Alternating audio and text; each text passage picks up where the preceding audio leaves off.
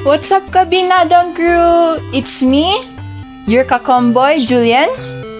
And today, we will be talking about Benguet songs. Specifically, the production behind Benguet songs. Pan-Abatan Records, previously known as Abatan Records, is one of the producers of Benguet music. Today, we will be interviewing one of the owners of the production studio and how it began. Na-inspire kami na mag-produce ng mga Igorot CDs kasi maraming mga artists na hindi nakikita yung mga talents nila. It is to promote them.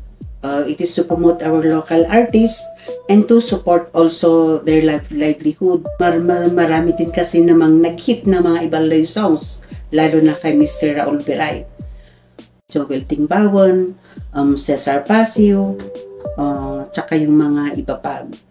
Kilala naman natin sila na they are from Benguet. So, yung mga halos karamihan nun, kung napapansin namin, halos ka-Benguetan songs yung mga naproproduce namin.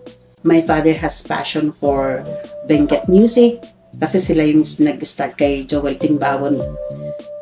Pagkatapos yung asawa ko, nakita niya na may mga artist na parang magagaling na singers na hindi napapansin. So, nagkaroon siya ng passion. So, pinagpatuloy niya to.